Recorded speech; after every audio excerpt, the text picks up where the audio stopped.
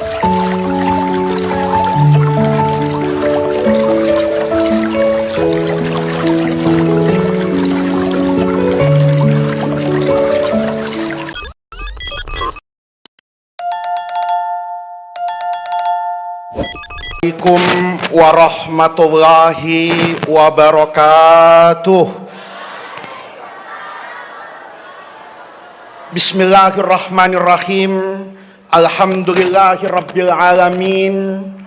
Wassalatu wassalamu ala asyrafil anbiya'i wal mursalin wa ala alihi wa sahbihi ajma'in. Amma ba'du. Keluarga besar Pondok Pesantren Raudhatul Ulum 2, Ibu Nyai, putra-putri, menantu, serta keluarga besar Kiai Qasim yang saya muliakan, para alim ulama, para asatidzah, para guru yang hadir, pejabat-pejabat pemerintah, dalam hal ini Bapak Bupati Kabupaten Malang, Bapak Wali Kota Malang. Ini saya baru pertama kali ceramah, Bupati sama Wali Kota itu datang.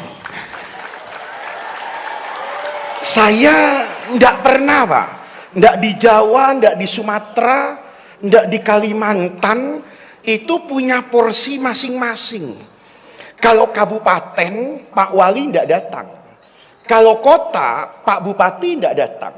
Ini rupanya pesantren yang banyak karomahnya, ya. Dan saya senang betul tadi Pak Bupati mendoakan Pak Kapolres untuk jadi Kapolri. Jadi nanti yang berdoa orang Kutukrejo, yang dapat barokahnya saya. Karena Kapolri tidak mungkin ada di Gondang Legi. Kapolri pasti di Jakarta. Ya, saya berdoa betul tadi. Amin, amin, amin. Biar Pak Bupati yang doa, biar Pak Bupati yang tahlilan, yang dapat berkatnya saya. Ya. Jadi Pak Danang jangan lupa nanti kalau sudah bintang 4, kita ketemu di Mabes Polri di Jakarta. Bapak Ibu, hadirin hadirat, anak-anakku, para santri yang saya banggakan, saya meneruskan saja dari apa yang disampaikan oleh Pak Bupati. Pak Bupati tadi cerita, kalau gara-gara nyupirin Kiai Yahya jadi bupati. Tadi Pak Direktur cerita, kalau beliau pernah melihat dua anaknya Kiai Sukron di era tahun 70, itu ikut ceramah di Ganjar. Saya tadi agak deg-degan ketika Gus bicara kayak begitu. Untung ceritanya bagus. Saya kemarin bulan Sya'ban itu hadir di pesantren Nurul Jadid di Paiton. Itu Kiai Zuhri cerita. Kata Kiai Zuhri, Gus Faiz, dulu abahnya Kiai Sukron itu tahun 80-an pernah ceramah di sini. Tahun 70-an, 80-an, saya lupa beliau nyebut tahun berapa. Itu ceramah di pondok ini, bawa anaknya satu, laki, nakalnya luar biasa. Begitu saya ceramah, saya sampaikan kepada beliau, Kiai Zuhri, anaknya Kiai Sukron yang nakal di Nurul Jadid itu, ya sekarang ini yang ceramah ngasih mauidhah hasanah, kata saya. Ini penting saya ceritakan Bapak Ibu sekalian, karena terinspirasi dengan Pak Bupati tadi. Kiai Hamim ini saudara saya. Kayaknya beliau itu manggil saya Kiai berat lidahnya itu. Karena tahu nakalnya saya. Saya tadi agak curiga ya, karena saya itu diperlakukan kayak kiai. Beliau nunggu di depan pintu, saya dimanggakan agak nunduk, monggo. Saya yakin tidak ikhlas beliau ini. Ya. Kenapa? Tahu betul nakalnya saya, Pak. Anaknya Kiai Sukron itu, yang paling nakal itu saya. Tidak pernah hatam ngaji itu saya. tapi jadi kiai. Itu unik. Ya. Nggak pernah hatam ngaji, tapi jadi kiai. Kenapa? Karena yang disampaikan Pak Bupati tadi penting, Pak. Saya ini di antara anak Kiai Syukron, dulu masih kecil, itu yang nggak mau ngaji saya. Bahkan saya nggak pernah cita-cita di kiai. Karena buat saya jadi kiai itu ribet. Pergi kemana-mana, keringetan, duwi gak spiro, Pak, cari wong Jawa. Ya, saya bilang, nggak enak jadi kiai. Saya nggak mau jadi kiai itu. Tapi ayah saya, itu dari kecil memang begitu. Kalau ada haul pesantren besar, kiai besar, saya itu diajak dan boleh ndak sekolah.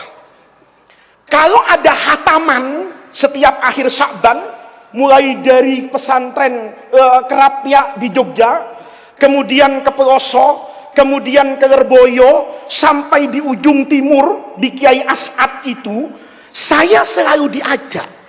Jadi saya anak kiai yang tidak pernah hatam ngaji, gara-gara sering ikut hataman jadi kiai.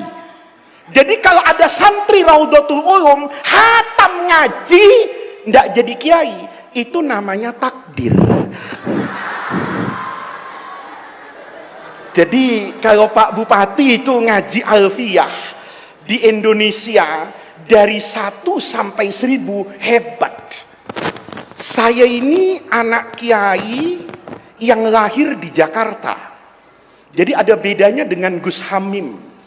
Gus Ganjar ini sami'na wa atokna. Tapi Gus Jakarta itu sami'na wa pikir-pikir. Dinasehati Gus Hamim tahulah, Kiai Hamim tahulah. Saya orang yang biasa dari kecil itu berdebat dengan ayah saya. Kiai Syukron Makmun itu tahun 70-80 itu singa podium, di podium. Di depan saya tetap bapak saya. Saya berani berdiskusi, membantah. Kiai Hamim tahulah. Saya suka berantem dari kecil dengan ayah saya. Itu dalam banyak persoalan. Tapi saya ingat nasihat ayah saya satu dulu. Kata ayah saya gini, yang ini ndak usah berantem. Yang ini sami'na wa atokna. Apa itu? Kalau kamu saya ajak ke pesantren, ketemu dengan Kiai Yahya, saya masih ingat dulu. Ayah saya itu pernah bawa Kiai Muammar ZA. Itu acara di Ganjar, hujan-hujan. Kiai Muammar itu kalau baca Quran, itu lebih lama dari penceramah. 1 jam lebih beliau itu baca Quran. Saya masih ingat suasana itu.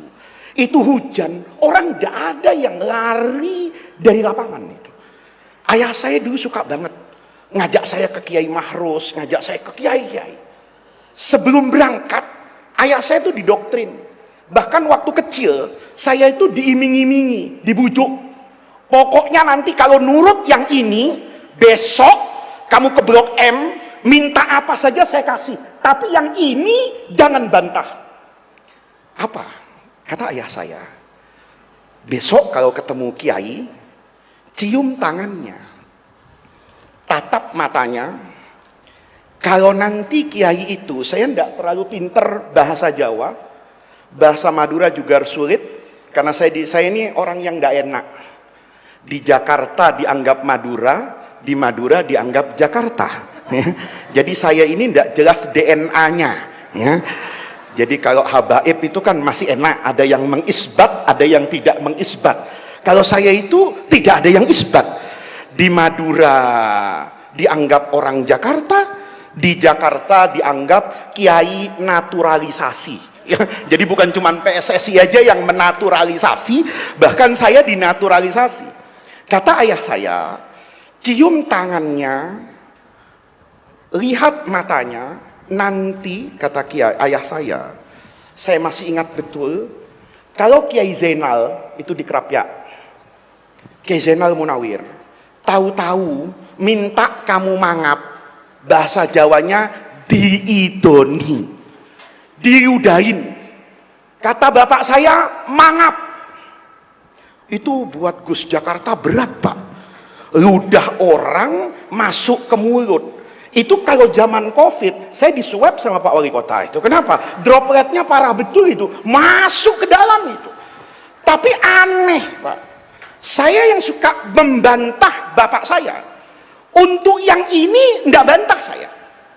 Kalau ketemu, saya cium tangan Kiai Mahrus dulu di Lirboyo, saya cium tangan Kiai As'ad, saya lihat matanya sesuai perintah bapak saya, kemudian kalau menawarkan, mangap, maka mulut saya terbuka lebar untuk diludahi beliau-beliau itu. Dulu saya ndak ngerti soal-soal kayak begitu. Maklum Gus Jakarta, ya, itu ndak logik, itu ndak masuk nalar, ini ndak ada fisika dan biologinya. Hingga saya besar, saya duduk di kaki Mufti Agung Mesir Profesor Ali Jum'ah. Hataman kitab Asy-Syama'il Al-Muhammadiyah di bulan Maulid Nabi. Kata Syekh Ali Jum'ah, nanti kalau saya sudah tutup buku ini, kalian maju ke saya, cium tangan saya, tatap mata saya. Kata Syekh Ali Jum'ah, bukan persoalan tangan ini, tapi tangan ini pernah bertemu dengan tangan. Kan gurunya. Tangan ini bertemu dengan tangan, yang tangan ini bertemu dengan tangan, sambung menyambung antar tangan ini sampai kepada tangannya Rasulullah. Orang yang mencium tangan ulama itu berarti pernah mencium tangan, yang tangan ini bertemu dengan tangan, yang tangan ini bertemu dengan tangan sampai ke tangannya Rasulullah. Itulah yang namanya barokah guru. Kalau kamu lihat mata saya, kata Syekh Jum'ah dulu, maka kamu pernah melihat mata. Yang mata itu bertemu dengan mata, yang mata itu bertemu dengan mata, mata ini akan bersambung dengan mata yang pernah melihat malam Isra wal Mi'raj, mala ainun ra'at wala udhunun sami'at wala khatara fi qalbil bashar. Matanya Sayyidina Rasulullah. Itu barokahnya pesantren. Saya tidak tahu Kiai Qasim apa Kiai Khalili itu dulu mondoknya di mana.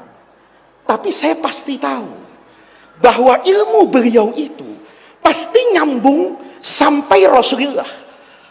Misalnya semua ulama NU di Jawa ini pasti maha gurunya itu akan bertemu dengan Termas Kiai Mahfud misalnya, bertemu dengan Kiai Hashim Asy'ari di Tebuireng misalnya, bertemu dengan Syekh Nawawi Bantani misalnya di Mekah.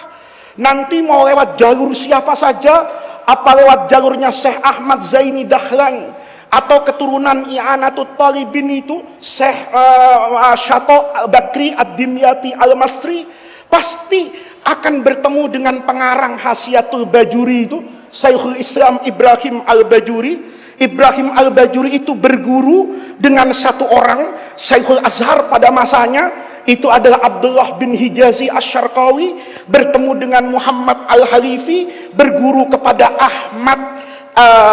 Muhammad Al-Halifi, Ahmad Al-Hifni, berguru kepada orang alim besar di kota Balbis namanya Ahmad Al-Balbisi, naik lagi berguru kepada Imam Ali Az-Zayyadi. Dari situ bertemu dengan dua orang yang sering kita bahas di pesantren. Yang satu namanya Imam Ibnu Hajar Al-Haythami, yang satu adalah Samsuddin Ar-Ramli. Ini berguru ke atas lagi Syekhul Islam Zakaria Al-Ansori yang ngarang Fathul Wahhab itu.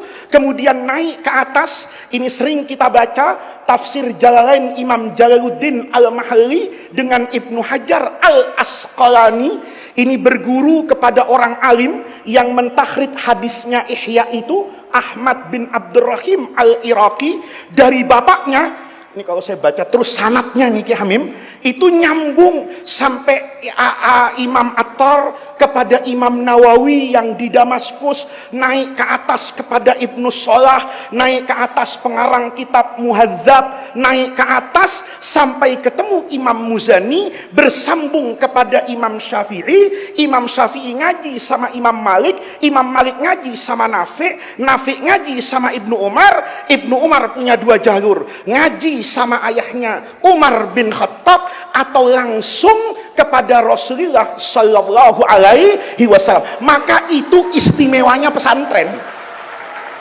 Ya, saya bukan membanggakan apa gitu loh. Kalau kita belajar fisika kan tidak punya sanad sampai Einstein. Apa ada sekarang orang yang punya sanad bahwa ilmu saya, rumus matematika Pitagoras itu sanadnya mutasil? Saya tidak tahu. Apa PLN itu punya sanad sama Thomas Alva Edison supaya nanti petugas PLN itu kalau megang listrik tidak kesetrum misalnya, karena sudah ngambil barokah dari yai muassis listrik sedunia? Rasanya tidak ada yang bisa mempertanggungjawabkan. Tapi itu agama kita, itu Islam.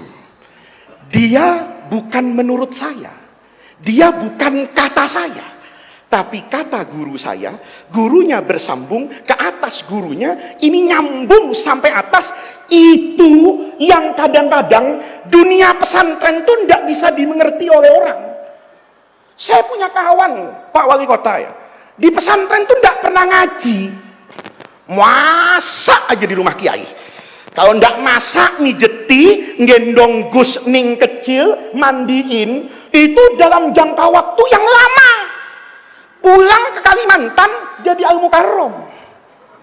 Sebaliknya ada yang pinter di pesantren, pulang jadi al-muharram. Ini bahaya. Yang ini jadi al-mukarram, yang itu jadi al-muharram. Dunia pesantren itu nggak sesederhana yang dibayangkan orang. Saya ceritakan seperti ini kepada para santri, itu agar orang yang hidup di pesantren itu memperhatikan betul jalan hidup. Tadi Pak Bupati itu cerita sesuatu yang mahal. Bagaimana pengabdian kepada kiai.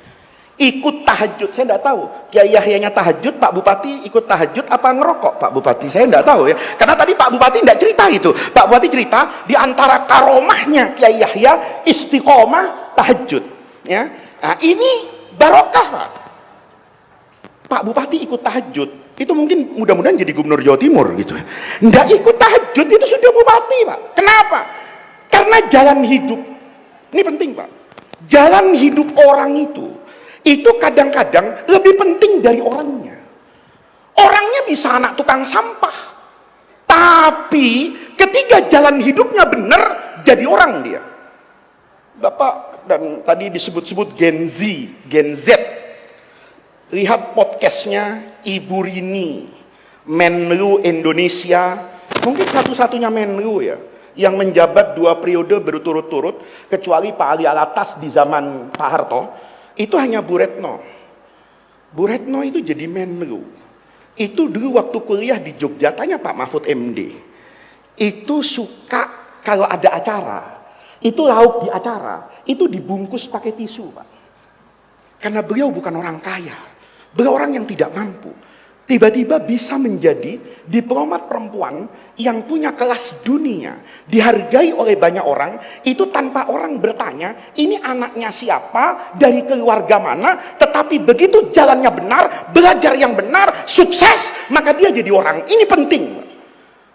Hari-hari ini dalam hidup kita, itu kan yang hilang di akhir zaman itu, apa yang Pak Bupati sampaikan tadi, barokah. Jadi kalau nanti pidato saya salah, salahkan saya dengan Pak Bupati, ya, karena Pak Bupati yang mulai ngomong ini, gitu. Yang hilang dalam hidup kita hari ini, itu barokah, Pak. Orang kaya hari ini kekayaannya luar biasa. Orang berilmu hari ini, itu gelarnya menakutkan. Dulu saya dengan Kiai Hamim kecil, ada orang bergelar BA. Jangan tanya dokter Andes, BA. Itu Masya Allah dihormati orang. Dulu di Jakarta, apalagi di desa, Ada orang tahun 70 jadi dokter dari UGM, itu cari jodoh gampang Pak Kapolres. Sekarang orang dokternya bukan dokter umum Pak. Karena kalau cuma dokter umum, rasanya di kota Malang sulit untuk hidup. Saya pernah ke dokter di Jakarta. Di jalanan, kepala saya itu berat. Saya berhenti di klinik 24 jam, itu ada dokter umum. Saya diperiksa, dikasih obat, pas mau bayar saya tanya, berapa? 100.000 Pak. Saya mikir ya Hamim, kalau bayar dokter 100.000, ini masih ada obatnya. Iya kan? Dokter itu praktek di tempat, ada uang listriknya. Lah saya bayar 100.000, dokternya berapa itu? Kan enakan jadi Al-Mukarram Kiai Pak amplopnya, berlipat-lipat daripada seorang dokter. Lah iya, dokter kemana-mana pergi itu bawa uang. Saya kalau pergi itu enggak pernah bawa uang. Tapi pulangnya pasti bawa uang, kecuali di sini aja, itu aja ya. Ya, itu hebatnya Kiai Pak. Dokter itu sekarang nggak cukup jadi dokter, jadi profesor, dokter, pinter orang sekarang luar biasa, hebatnya luar biasa. Malang Jakarta sekarang kayak main-main. Saya jam 7 pagi di Jakarta, itu pernah asar di rumah ibu saya di Singosari. Ya, jalan tolnya sepi, supir kiainya baca Hizbul Ikhfa, ya kan? Ya selesai itu sudah. Jakarta Malang 7,5 jam, cepat Pak. Tapi ada yang hilang dalam hidup kita hari ini. Apa itu? Barokah. Dulu saya ngaji Sahih Muslim sama guru saya. Wah, sudah mau duhur ini. Ya. Kalau lewat duhur bid'ah katanya. Oh, enggak begitu ya. Kalau di Jakarta saya diingatkan, kita ini paham dengan bid'ah hasanah NO, tapi kalau untuk urusan ceramah terlalu lama, itu bid'ah yang dolalah katanya gitu Pak. Saya ingin sampaikan yang penting-penting. Dulu saya ngaji Sahih Muslim Pak. Di Sahih Muslim itu kan ada hadis tentang hari kiamat. Kata Rasulullah, la taqumus saatu, tidak akan datang hari kiamat sampai kamu bertemu dengan satu waktu yang panjangnya setahun itu kasyahri, wasahru kal jum'ah, singkat cerita, setahun kayak sebulan, sebulan kayak seminggu, seminggu kayak 1 jam, 1 jam itu tidak ada artinya. Dulu saya bingung Pak, apa iya akan ada zaman kayak begitu tuh, apa iya? Ternyata hari ini kita ngerasakan, tahu-tahu presiden ganti. Loh, Pak Jokowi itu ternyata udah 10 tahun. Rasanya baru kemarin Ramadan, tiba-tiba Ramadan lagi. Baru kemarin ketemu dengan si A, rasanya sudah cukup lama, tapi perasaannya kayak baru kemarin. Saya tanya sama guru saya, kata saya, guru, kalau ini pakai pendekatan logika, hadis ini bertentangan dengan ilmu pengetahuan loh. Kenapa? Waktu itu kan bergantung dengan putaran bumi Pak. Logikanya, apa-apa semakin lama dan semakin tua, itu akan semakin lambat, bukan semakin cepat. Kalau hari semakin cepat, kan berarti perputaran dunia ini harusnya lebih cepat. Tapi sekarang harusnya lebih lambat, karena bumi semakin tua. Kalau semakin tua, semakin lambat. Benar nggak Bu? Bu, apa-apa semakin tua itu semakin lambat, bukan semakin cepat. Kalau nggak percaya suaminya Bu, suami ibu semakin tua itu semakin cepat apa semakin lambat? Hah? Semakin lambat. Ngaji, kenapa ketawa bapak ini? Ya kan betul, dulu suaminya masih umur 25 dipanggil Mas, langsung loncat depan istrinya. Sekarang Mas, setengah jam baru datang. Kenapa? Asam urat sama rematik, kan begitu. Harusnya semakin tua semakin lambat. Tapi kok Rasulullah bilang semakin tua nanti semakin cepat. Saya bilang sama guru saya, enggak masuk akal ini. Karena waktu itu enggak beda. Hari ini, kemarin, zaman Pak Harto, zaman siapapun, sehari itu yang 24 jam. Mengapa kok bisa cepat? Kata guru saya, maksud Rasulullah, yang cepat itu bukan fisiknya, tapi waktu itu kehilangan barokah. Betul kan Pak? Sekarang ini hidup kita ini kehilangan barokah. Ilmu tuh hebat tapi tidak ada berkahnya. Buktinya di Jakarta itu ada orang ahli hukum kena hukuman. Itu tidak masuk akal itu. Ada hakim agung di Mahkamah Agung, ada ketua Mahkamah Konstitusi, itu benteng hukum Indonesia, puncaknya para hakim, ditangkap, diamankan, orang yang biasa menghakimi dan menghukumi malah kena hukuman. Bener nggak? Nih enaknya kiai yang nggak pernah jadi tim sukses tuh pidatonya begini, Pak. Jadi enak ini ya, kiai yang nggak ada warnanya itu enak, kecuali warna NO itu ya enak. Saya alhamdulillah nggak punya dokumentasi foto, Pak. Tidak dengan Jokowi, tidak dengan Prabowo, tidak dengan Anies, tidak dengan Ganjar. Alhamdulillah rekor itu saya pegang. Saya dengan Gubernur DKI tanya Mas Pram, ya hanya sekali saya hadir. Lainnya saya bilang, Pak Gubernur, saya dukung lahir dan batin, tapi kalau saya harus mengkampanyekan orang, mohon maaf lahir dan batin 1000 tahun sebelum Lebaran. Itu makanya pidatonya enak ya. Kalau tim sukses itu biasanya pidatonya itu agak-agak tertahan, Pak, di tenggorokan gitu ya. Nah, ini bapak-bapak betul yang hilang itu ya barokah ilmu. Kiai sekarang hilang barokahnya. Kalau di sini mungkin masih bagus, Pak.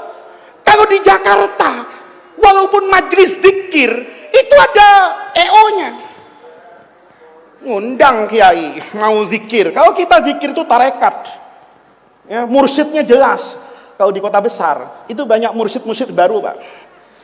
Kalau diundang tuh nanya, zikirnya nanti berapa lama? Kalau bisa sejam kiai. Pakai nangis enggak? Pakai kiai kalau bisa. Oh, kalau pakai nangis 50 juta kali ya dia. Kalau enggak nangis kiai ya diskon lah separuh 25 juta. Coba lihat. Apa ada sekarang zikir yang kemudian mendatangkan keberkahan kalau basisnya transaksi ekonomi? Nah, alhamdulillah. Saya karena nggak dapat aja, Pak, makanya berani ngomong begini. Kalau saya dapat, saya nggak ceramah kayak begini, Pak. Nah, ini Bapak Ibu sekalian, penting sekali bahwa yang hilang hari ini itu adalah keberkahan. Maka berkah ini saya mudah-mudahan 15 menit bisa selesai. Berkah itu yang paling penting dalam hidup. Dan berkah itu tidak melihat aspek lahiriah siapapun. Orang itu aspek lahiriahnya tidak ada, tapi benar jalan hidupnya, dia hebat. Dia salah jalan hidupnya, punya apa-apa, itu kalah. Ini kalau pakai ihya sampai jam 2 Kiai Hamim. Tapi kalau pakai cerita 5 menit selesai. Dulu ada santri datang ke guru sufinya, Imam Ibrahim bin Adham di Irak. Kata muridnya, guru tolong doakan saya. Biasa kan, santri datang ke kiai minta doa. Maka kata kiainya, kamu mau doa apa? Kata santrinya, doa generik guru, doa biasa. Apa doa biasa? Kalau sakit minta sehat, kalau miskin minta kaya, kalau bodoh minta pintar, kalau janda, janda yang tidak punya pasangan itu doanya cuma satu, Pak. Allahumma payu, Allahumma rabbi, Allahumma payu, Allahumma rabbi. Betul. Pak Wali, Pak Bupati, Pak Prabowo kemarin itu wiritannya yakin cuma satu, Allahumma menang, Allahumma jadi, Allahumma menang, Allahumma. Biasa itu. Kiai juga begitu doanya. Kata santrinya ya doa standar guru. Kalau saya miskin tolong doakan saya kaya, kalau saya bodoh doakan alim, kalau saya sakit doakan sehat. Kata Ibrahim bin Adham, salah nak. Doa itu bukan minta kaya, doa itu bukan minta hebat, doa itu minta barokah. Kata santrinya, saya tidak percaya barokah guru, karena nanti siang saya makan nasi. Kan tidak bisa Pak Wali kita makan barokah ya. Pintu tol tadi itu dari Surabaya ke Malang itu ternyata dibuka sama supirnya Kiai Hamim itu pakai e-money Bank Mandiri.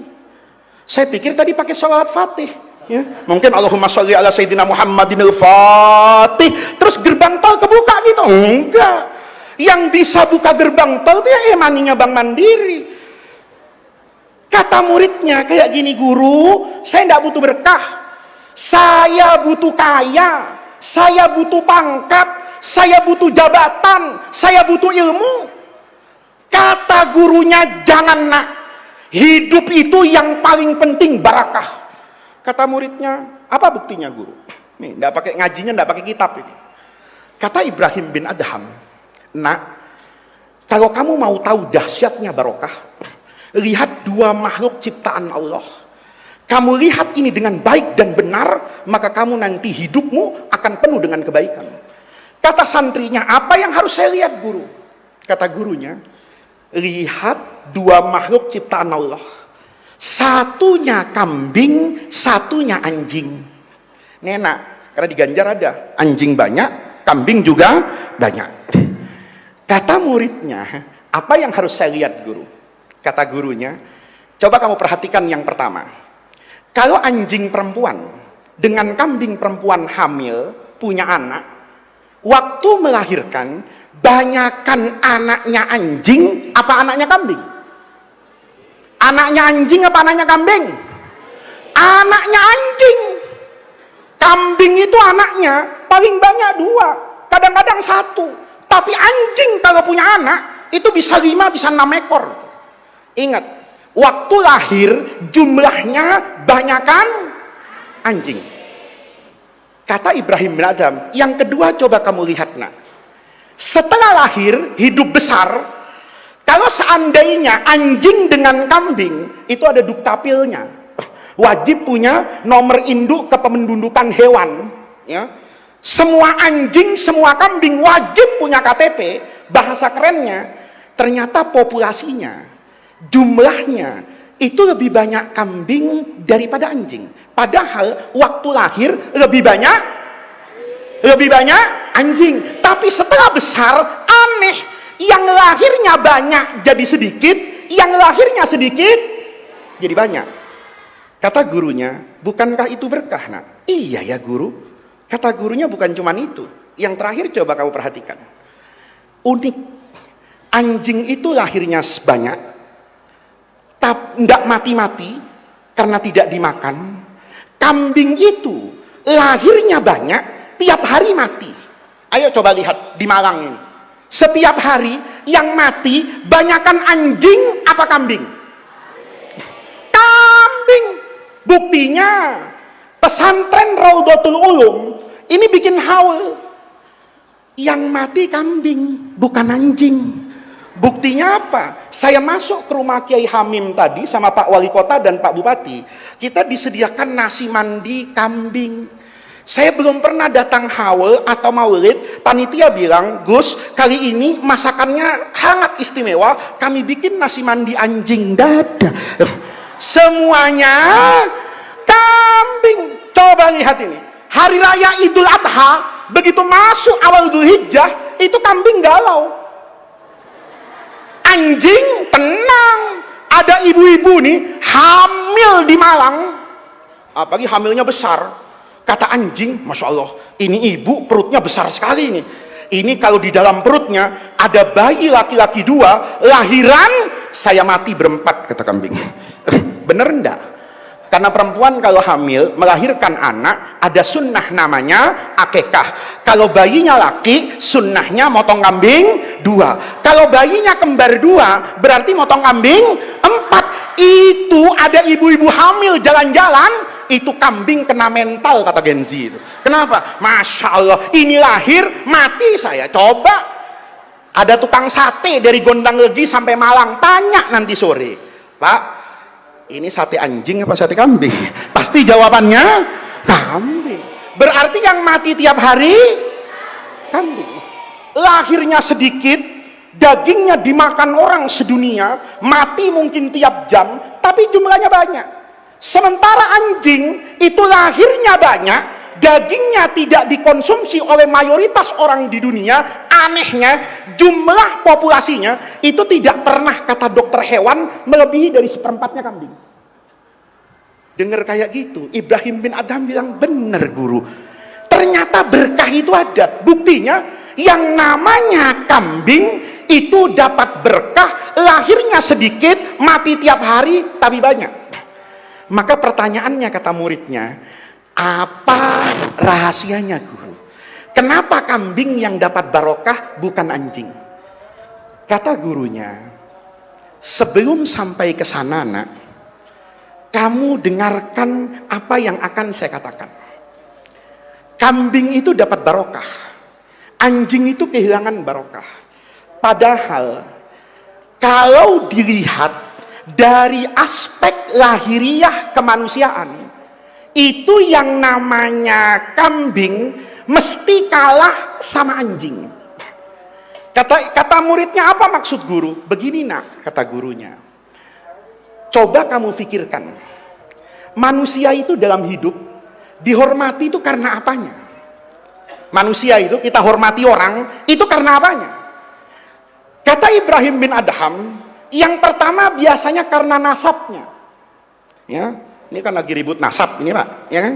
Nasab itu kan bukan cuma habaib, kiai juga nasab. Ya. Orang itu dihormati biasanya karena nasabnya. Yang kedua karena ilmunya. Ilmunya hebat, dia dihormati. Yang ketiga biasanya karena tampangnya. Kalau cantik dihormati, kalau tampan dihormati. Kata Ibrahim bin Adham, tidak usah lebar kemana-mana. 3 ini saja kita adu. Mana yang lebih hebat antara anjing sama kambing? Yang pertama nasab. Ya, di Gondang Gegi ini kan belum pernah kan belajar nasab kambing sama nasab anjing, ya. Ributnya kan nasab Ba'alawi aja kan, ya kan? Ya? Nggak pernah kan belajar nasab anjing sama nasab kambing? Ibrahim bin Adham nanya. Orang itu dihormati karena nasabnya. Buktinya apa? Saya dengan Kiai Hamim. Saya dulu Pak ikut Kiai Syukron kayak tadi diceritakan itu di Lirboyo. Saya dulu di depan. Padahal di kanan kiri itu kiai semua. Banser itu mendekat, mau ngusir saya. Ini anak kecil kok di sini. Ansornya jawab, Gus. Kalau sudah Gus di Jawa Timur, itu Masya Allah, sudah kayak tanpa aturan. Apalagi Lora di Madura, itu Masya Allah, mau nikah kapan saja, itu bisa. Alhamdulillah saya Lora Jakarta, jadi istri saya itu tetap satu Pak, saya ahli tauhid ini. Lihat, bapak-bapak, nasab itu penting. Kadang-kadang orang tuh dihormati karena nasabnya. Maka pertanyaan Ibrahim bin Adham, coba kamu perhatikan, mulia mana? Nasabnya anjing apa nasabnya kambing? Kata muridnya, saya tidak tahu guru. Kata Ibrahim bin Adham, kalau diukur nasab, maka kakeknya anjing itu lebih mulia daripada kakeknya kambing. Kata muridnya, kok bisa begitu guru? Iya, karena anjing itu ada yang hidup di dunia tapi masuk surga Pak. Sementara kambing ada yang di surga Allah keturunkan ke dunia. Mana yang lebih mulia? Yang turun dari surga atau yang masuk ke dalam surga? Kata muridnya, ya tentu yang masuk ke dalam surga. Kata Ibrahim bin Adham, kakeknya anjing itu masuk surga, tapi kakeknya kambing itu keluar dari surga. Kata muridnya, yang mana guru? Lah itu Ashabul Kahfi itu. Ashabul Kahfi itu kalau baca di tafsir-tafsir klasik, itu kan fityatun amanu birabbihim. Ada 7 orang pemuda beriman kepada Allah di saat agama paganisme Romawi menguasai Eropa pada masa itu. Maka 7 orang ini sepakat memegang agama tauhidnya warisan Nabi Isa alaihissalam. Maka karena seperti itu mereka tidak bebas ibadah. Kalau mau ibadah mereka ngumpet di dalam gua. Salah satunya pemimpinnya yang bernama Maximilian. Maximilian ini kalau sholat itu di dalam gua. Tiba-tiba ada seekor anjing. Itu bahasa kitab pesantren namanya kitmir. Bahasa kerennya namanya Genesio. Genesio ini anjing. Ngelihat orang sholat, hatinya anjing tuh ngomong. Loh, kalau sholat yang begini ini yang benar. Ini ibadah yang bagus. Karena anjing terpesona dengan sholatnya Maximilian Ashabul Kahfi, maka anjingnya duduk di depan gua jaga orang sholat. Nanti Ashabul Kahfinya tidur 300 tahun, anjingnya tidur 300 tahun, Ashabul Kahfinya bangun 300 tahun, anjingnya bangun, Ashabul Kahfi masuk surga, anjingnya masuk surga. Itu hebatnya anjing, jaga orang sholat masuk surga. Jadi kalau di Ganjar ini ada banser masuk neraka, itu kebangetan Pak. Ya. Anjing itu tidak pernah sholat subuh, nggak ngaji matan takrib, cuma ada orang sholat dijaga. Nanti orang sholatnya ke surga, anjingnya ini jangan sampai. Banser jaga katib Suriahnya ke surga, bansernya dihisap dangdutan sama Allah Subhanahu wa ta'ala. Repot ini. Anjing ndak sholat, ndak wudu, barokah jaga orang, masuk itu banser. Bagi Pak polisi kan jaga NKRI, Pak tentara jaga NKRI, itu kalau benar surganya tinggi, Pak. Tapi kalau tidak benar, ya dihisap oleh atasan masing-masing sebelum dihisap oleh Allah Subhanahu wa ta'ala. Lihat, Pak. Maka Bapak di Ganjar ini, kalau ada anjing, itu tidak boleh dilempar, kata guru saya. Kenapa? Anjing itu najis mughaladhahnya iya. Tetapi kemughaladhahan air liurnya, itu tidak mengurangi hak hidupnya anjing. Karena anjing itu tidak mau jadi anjing, Pak. Maunya jadi mukarram kayak saya. Cuman yang menjadikan anjing-anjing itu siapa? Allah. Maka ke anak-anakku, kalau ada anjing di Ganjar, jangan dilempar batu. Kalau anak-anakku lempar batu anjing itu, nanti anjingnya itu teriak, santri Raudatul Ulum, jangan sembarangan ngelempar saya. Saya ini anjing tapi lora. Kenapa? Kakek saya di surga, mbahmu di mana? Repot jawabnya. Berarti nasabnya kerenan siapa? Anjing, kambing di surga turun. Satu, cepat-cepat aja Pak. Yang kedua, ilmu. Oh terima kasih Pak. Ilmu. Allah berfirman, yarfa'illahu alladhina amanu minkum walladhina utul ilma darajat. Ilmu itu, orang yang berilmu itu diangkat derajatnya. Pak Wali Kota punya ilmu tata kelola pemerintahan, Pak Bupati dipilih orang, Kiai Hamim karena ilmunya, para kiai dudukkan di atas. Itu ilmu yang mengangkat. Maka Ibrahim bin Adham tanya, kalau bicara ilmu, bagusan ilmunya anjing apa ilmunya kambing? Muridnya diam, tidak tahu guru ya. Kata Ibrahim bin Adham, kalau ukuran tinggi derajat itu ilmu, maka derajatnya anjing itu jauh di atas kambing. Kenapa?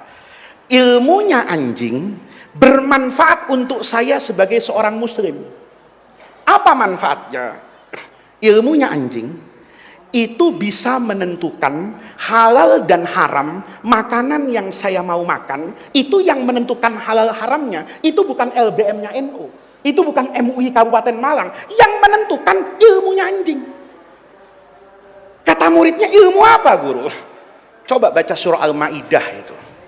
Ketika Rasulullah ditanya, ya Rasulullah, yang dihalalkan untuk kami makan itu apa aja? Kata Al-Quran, menarik nih Pak. Yang dihalalkan itu diantaranya, wa ma'alamtum minal jawarihi mukallibina tu'allimunahunna mimma alamakumullah. Kita Idul Adha sekarang, itu kan motong sapi, motong kambing, kerbau atau unta. Namanya al-an'am. Cara penyembelihannya sama dengan juga yang namanya ayam. Kambing itu halal buat saya. Sapi itu halal buat saya. Tapi syaratnya dalam fikih harus disembelih az-zabhu. Syaratnya az-zabhu itu apa? Alatnya tajam. Tajamnya apa? Nggak ngatur fikih. Mau pakai pisau dari besi boleh, mau pakai pisau dari bambu asal tajam memotong leher boleh. Untuk ayam pakai benang yang tajam juga boleh. Bahan bakunya bebas kata fikih. Satu yang haram kalau bahan bakunya tulang. Ini dalam fikih mazhab yang 4, kalau ada tulang, misalnya gadingnya gajah, bapak potong, bapak asah, tajam, bapak pakai motong kambing, kambingnya haram dimakan. Kenapa? Karena alat zabhinya, cara memotongnya memakai tulang. Tapi anehnya dalam fikih, tulang apapun haram untuk memotong, dia bisa digantikan fungsi pisau ini oleh giginya anjing. Jadi kalau ada binatang kayak di NTB, itu ada kijang Pak, di hutan. Itu larinya kencang banget. Saya tidak mungkin tangkap ini, tapi saya mau makan, maka boleh menggunakan anjing pemburu itu. Anjing pemburu itu kan sederhana Pak. Kalau Bapak ada binatang yang larinya kencang atau besar, Bapak tidak bisa tangkap. Maka cukup Bapak ambil anjing nih, ya. Anjing itu dipukul pahanya bismillahirrahmanirrahim, lari, dia gigit, itu nanti bekas gigitannya tuh sama dengan menyembelih. Tapi syaratnya anjingnya punya ilmu yang disebut dalam Al-Quran mukallibina. Anjing itu kalbun. Tapi kalau punya ilmu dimasdarkan oleh Allah mukallibina karena keilmuannya anjing.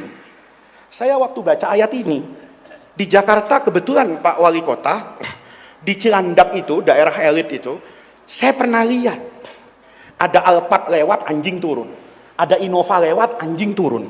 Saya pikir-pikir tempat apa ini? Maka saya datang, Pak Polisi tidak kaget kalau saya ceramah ini. Begitu saya tanya sama security, Pak ini tempat apa? Ini sekolahnya anjing, Pak. Anjing ada sekolahnya? Ada, Bapak kurang piknik katanya. Anjing ada sekolahnya, Pak, katanya. Karena penasaran, saya tanya, kalau anjing saya masuk sekolah ini, bisa apa, Pak? Kata security-nya, daripada Bapak penasaran, saya panggilkan gurunya anjing. Dipanggil Pak Al-Mukarram, gurunya anjing ini. Pakai jas, pakai dasi, pakai sneaker Nike yang harganya 5 juta itu. Ya. Gagah betul, saya sarungan. Tapi tidak apa-apa, walaupun sarungan, murid saya orang. Daripada pakai dasi, muridnya anjing. Datang ini, gurunya anjing ini. Begitu datang saya tanya, Pak, Bapak ngajar anjing? Iya, memang anjing bisa diajarin, Pak. Bisa, Pak Ustadz, katanya. Anjing kalau diajarin pinter. Pinter apa, Pak? Gimana nyuruhnya? Karena ngeliat saya pakai peci, gurunya anjing ngomong begini. Bapak orang muslim kan? Di antara anjing yang boleh dimiliki oleh orang muslim, itu anjing yang digunakan untuk berburu menjaga rumah. Maka kami di sini itu mengajarkan anjing-anjing untuk itu. Saya bilang, gimana cara ngajarnya, Pak? Bahasa apa? Tiba-tiba kata orang ini, anjing itu, Pak, bisa disuruh-suruh. Gimana nyuruh-nyuruhnya? Pakai bahasa isyarat. Gimana bahasanya? Ini diajarin. Sayangnya di sini nggak ada anjing, ya. Kalau di sini ada anjing, ini hukum hadisnya mutasil nih, Pak, ya. Dari Sayhul Anjingin ini, ya. Ini gurunya bilang gini, Bapak kalau mau nyuruh anjing, contohnya berburu, itu mudah, Pak. Bapak ambil gambarnya anjing atau lihatkan anjing, Bapak ambil gambarnya misalnya rusa, ya. Bapak mau nyuruh anjing ini berburu rusa, angkat 2 jari Bapak. Ini waktu pilpres kemarin saya tidak berani ceramah ini, Pak Bupati, karena kalau udah 2 jari ini dianggap saya membela sesuatu nih. Jadi saya baru pidato lagi sekarang ini pakai 2 jari. Ambil 2 jari Bapak, terus tunjuk mata Bapak, terus tunjuk matanya anjing. Ini sayangnya anjingnya tidak ada. Apa ada santri yang mau jadi relawan jadi anjing di sini? Ya, begini, begini, begini. Terus kalau Bapak mau nyuruh nangkap kambing, kambingnya tunjuk, Pak. Kalau tidak kelihatan, bisa pakai visual, gambar atau di HP. Begini, begini, tunjuk. Nanti anjing itu kepalanya gerak-gerak. Kalau sudah gerak-gerak, dia bersuara nanti, gup. Saya tanya, kalau sudah gup, artinya apa?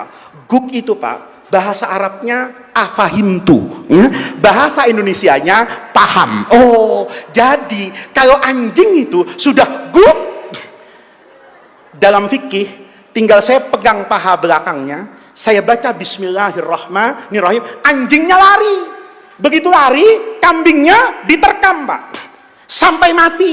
Nanti kalau sudah mati, dia teriak lagi, guk, guk, guk. Saya tanya, artinya apa, Pak, itu? Beres, bos. Alhamdulillah saya punya belajar bahasa anjing ini, ya. Oh, beres, bos. Oh, jadi kalau guk, guk, guk 3 kali itu beres, bos. Iya, katanya. Lihat, kambingnya halal apa haram? Halal dan haramnya itu bergantung sama ilmunya anjing. Kalau dia udah teriak guk guk guk, kambingnya mati, itu belum tentu haram, tapi juga tidak pasti halal. Saya harus datang ke kambing itu. Begitu saya lihat kambing berdarah semua, mati, badannya utuh. Dari kepala sampai buntut, kakinya 4, perutnya 4, semuanya utuh. Maka halal. Kenapa? Anjing ini habis ngaji Fathul Qorib. Ya, babul wakalah. Anjing, kamu saya wakilkan. Nih lihat nih, anggota DPR ada ndak? Dengerin ini ya, akad wakalah ini ya, akad wakalah ini. Anjing, kamu saya wakilkan. Untuk apa? Untuk membunuh kambing itu. Kambing itu punya saya. Kamu tugasnya cuma membunuh. Paham? Karena dia paham, maka setelah mati anjing ini tidak kepikiran ngambil komisi 10%. Bener nggak? Bener nggak? Kalau utuh anjing itu tidak makan apapun, hukumnya halal. Kenapa? Dia ngerti namanya amanah. Ini anjing tahu kambing punya majikan saya. Saya dengar kayak gitu, Pak. Kok anjing kalau sekolah itu lebih jujur dari panitia korban di masjid saya di Jakarta. Saya pernah, Pak Bupati ya, saya kalau khutbah Idul Adha itu kalau di Jakarta tidak mau. Kemarin menghormati Pak Wali Kota, saya khotib di Masjid Jami Malang. Saya kalau di Jakarta tidak pernah jadi khotib, Pak. Jadi setelah sholat itu masjid nyari saya, Gus jangan pulang dulu, ada apa? Ini periksa kambing-kambing yang dipotong sama sapi ini udah bener nggak secara fikih? Onjeh. Ada satu masjid, Pak, kambingnya banyak, ada 150 ekor ada. Saya disuruh meriksa satu-satu, bener. Sampai di tengah ada satu kambing, kakinya cuma 3, paha belakangnya itu hilang 1. Saya panggil ketua masjidnya, sini, ini ndak sah, kambing cacat kok dijadikan korban. Kata ketua masjid, ndak ada yang cacat, Gus, semua kambing kemarin kakinya 4. Begitu dicari-cari, 1 paha ngumpet di bawah beduk. Siapa yang ngumpetin biasanya? Siapa yang ngumpetin biasanya? Panitia. Sibuk motong kambing, ndak banyak orang lihat, seset paha 1, umpetin dulu di bawah beduk. Nanti habis duhur, orang sudah repot kemana-mana, pahanya dibawa pulang. Ayo, jujuran kambing apa jujuran panitia korban? Jangan itu. Panitia maulid di pesantren saya. Saya kalau bikin maulid, saya tanya sama santri saya itu, yang datang berapa orang? Nah, kira-kira 20.000 guru. Dikasih makan semua. Iya, gimana caranya? Gampang katanya. Pakai nampan besar aja. 1 nampan cukup 4 orang. Oh gitu. Yang datang 20.000, berarti harus ada 5.000 nampan. Gimana cara nyimpennya? Gampang guru. Kata dia ke saya, kan kelas ada 100. 1 kelas taruh 50 nampan. Kalau ada 100 kelas kan 5.000 nampan. 1 nampan 4 orang, cukup untuk 20.000. Oh bagus kata saya. Nanti kalau Habib Ali Kuitang sudah talqin zikir tradisi NU di Jakarta, habaib baca doa, ya, itu NU asli, ya. Habaib baca doa, ditalqin zikirnya, itu nampan dikeluarin, Pak. Nampan keluar semua. Makan, santri saya yang jaga itu diem. Saya panggil, sini nak. Kamu sudah makan? Sudah, nggak usah guru. Saya sudah menjalankan tugas. Kamu sudah makan belum? Ayo makan sama saya di rumah. Santri saya nolak, Pak. Nggak usah Gus. Biar tamu-tamu makan semua. Saya nggak usah dipikirin. Saya asalnya senang, Pak. Kenapa? Oh, ini santri yang ngerti hadis Nabi. Man kana yu'minu billahi wal yaumil akhir falyukrim doifahu. Hormati tamu baru dirinya. Maka bapak-bapak yang KTP-nya Malang Kota atau Malang Kabupaten, setelah acara ini jangan makan sebelum saya makan. Ya. Karena bapak-bapak itu orang sini, saya tamu. Jadi kalau saya belum kenyang, mohon maaf Pak Bupati ya, Pak Bupati jangan kenyang duluan, saya tamu. Saya seneng banget ngelihat santri saya kayak gitu. Tapi seneng saya cuma 5 menit. Tahu-tahu temennya datang ke saya, Gus, tadi yang itu disuruh makan nggak mau. Nggak mau kata saya. Bagus kan, hormati tamu. Dia bukan hormati tamu, dia sudah kenyang. Loh, bagaimana kenyangnya? Uang belum ada makanan yang dimakan. Kan tadi disuruh jaga nampan di kelas.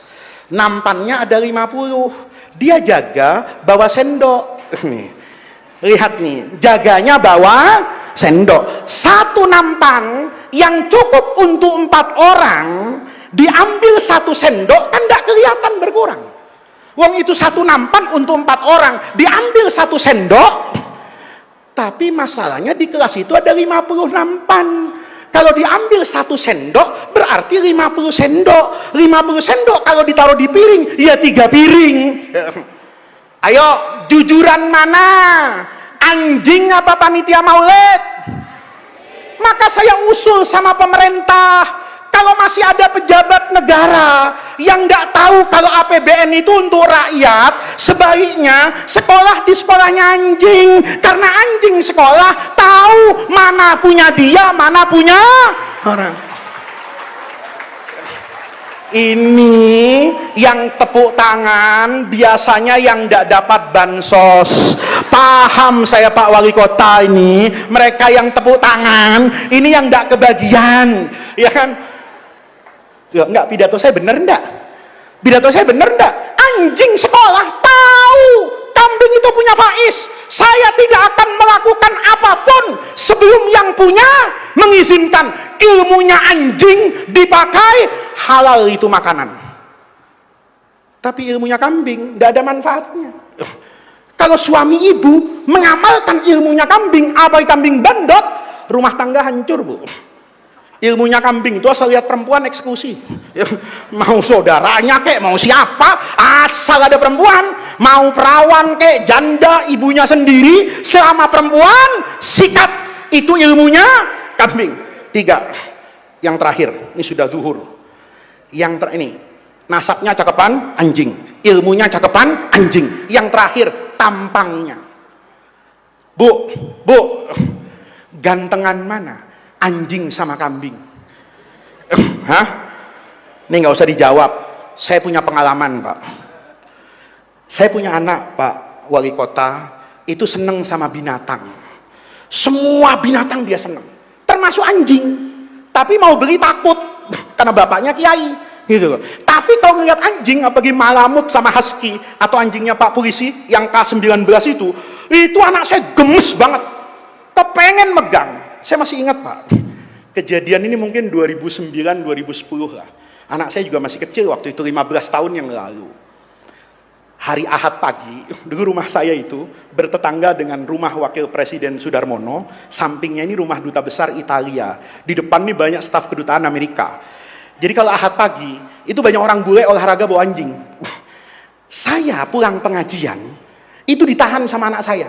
Bi, jangan masuk rumah. Ada apa, Nak? Jangan-janganlah lihat orang olahraga hari Ahad. Anak yang ngajak saya mau. Ketemu sama orang Amerika, Pak, bawa anjing. Anak saya itu ngomong sama bule Amerika. Saya nggak tahu ngomong apa. Tahu-tahu anjingnya dikasih saya. Saya kaget betul itu. Untuk seumur hidup, semenjak saya jadi kiai, baru kali itu saya dikasih anjing. Kalau dikasih amplop, sering saya Pak Polisi. Sehari bisa 5 kali kadang-kadang. Saya dikasih anjing itu baru kali itu. Saya kaget, saya panggil anak saya, Nak sini, kenapa anjingnya dikasih? Saya pinjem, Bi. Untuk apa, Nak? Abi ini sudah kebanyakan foto sama Kiai sama Habib. Nah, terus sekali-kali lah, Bi, foto sama anjing. Astagfirullah. Karena yang minta anak, saya mau, Pak. Diatur sama anak saya.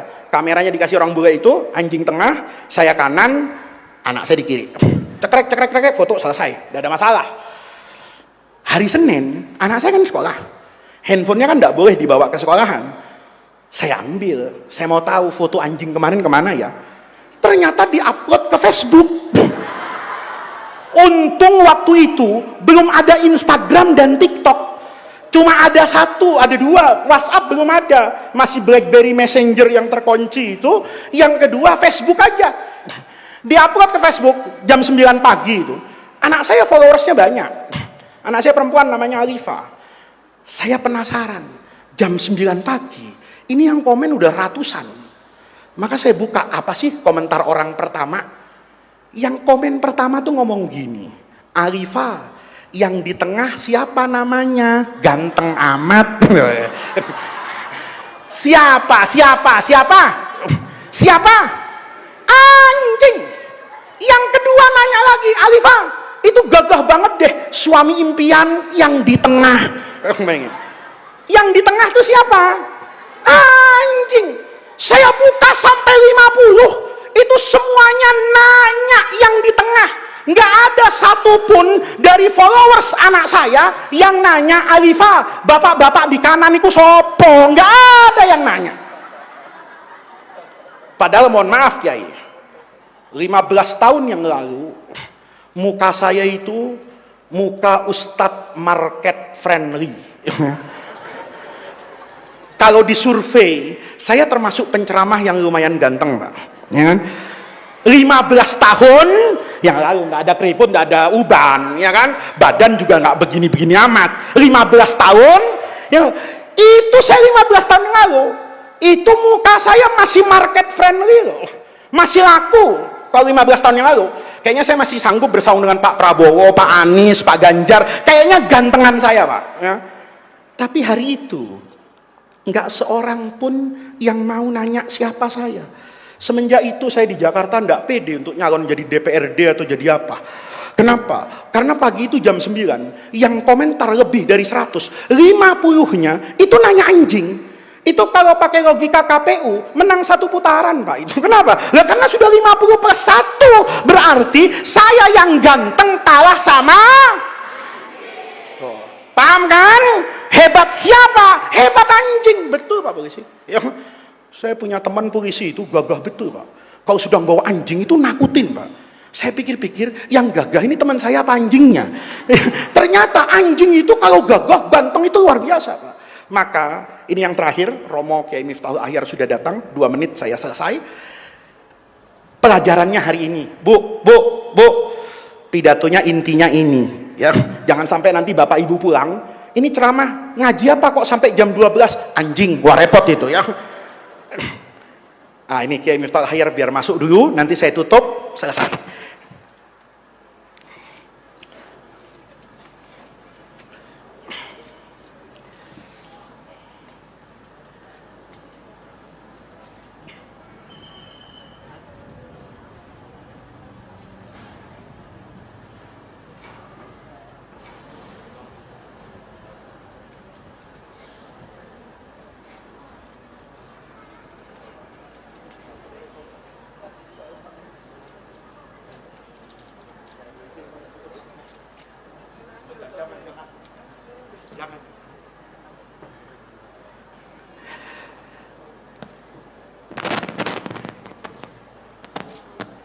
Jadi Bapak Ibu, kita lanjutkan pada penutupnya ini. Dari yang saya sampaikan tadi, berarti secara nasab anjing bagus, secara ilmu anjing bagus, secara tampang fisik anjing menang. Maka santrinya ini nanya sama Kiai, kalau anjing yang menang segala-galanya dari aspek lahiriah, kenapa yang dapat barokah itu kambing?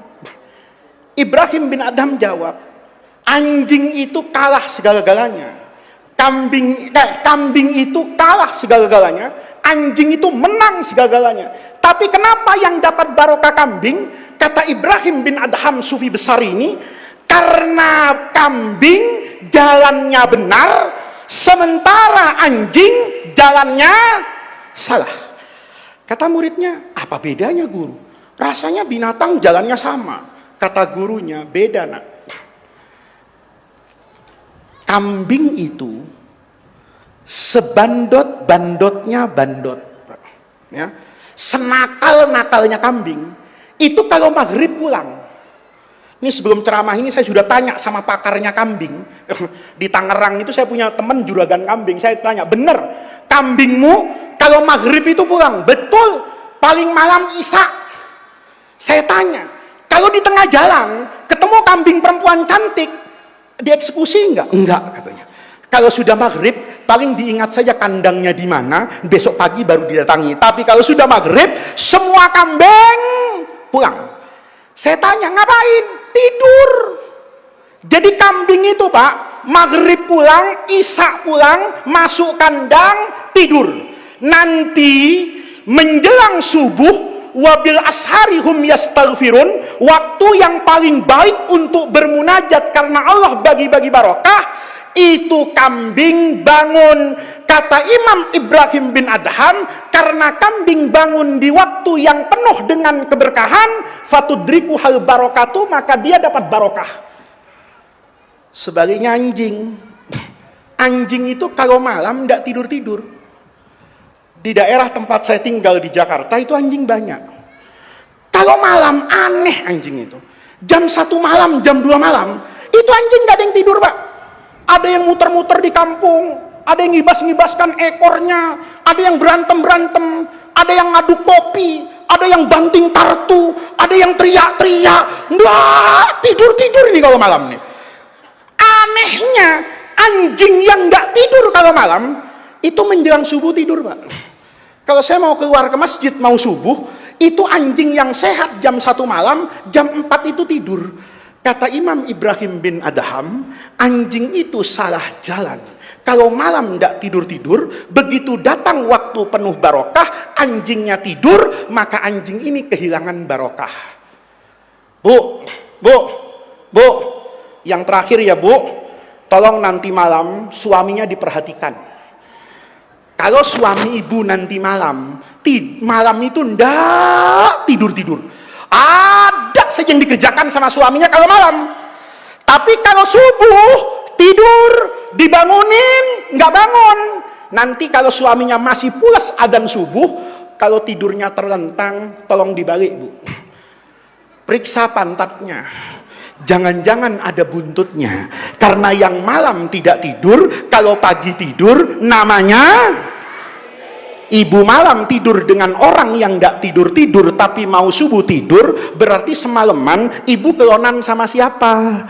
Nah, mudah-mudahan ini inti yang ingin saya sampaikan. Betapa jalan hidup itu menentukan nanti jalan keberkahan. Anak-anakku para santri itu sudah benar berada di jalan pondok pesantren yang mewarisi ilmu dari para ulama Nahdlatul Ulama, bersambung sanad Ahlus Sunnah wal Jamaah kepada para a'immah, kepada para tabi'in, kepada para sahabat dan kepada Rasulullah Shallallahu Alaihi Wasallam. Mudah-mudahan hadirnya kita di pesantren ini, hadirnya kita di acara ini menjadi jalan tawassul dan wasilah kita untuk mendapatkan khairat dunia wal akhirah. Mudah-mudahan barokah dari ilmu-ilmu para ulama itu bisa kita jaga, kita rawat dalam tradisi Jam'iyah Nahdlatul Ulama, dalam tradisi pondok pesantren Ahlus Sunnah wal Jamaah. Kiai Hamim, terima kasih atas undangannya. Bapak Bupati, Bapak Wali Kota, Bapak Kapolres atas kehadirannya, dan semua para ulama. Saya mohon maaf apabila dalam perkataan hari ini ada begitu banyak kata-kata, narasi dan diksi yang tidak pantas saya ucapkan. Saya mohon maaf. Wallahul muwaffiq ila aqwamit thariq. Wassalamualaikum warahmatullahi wabarakatuh.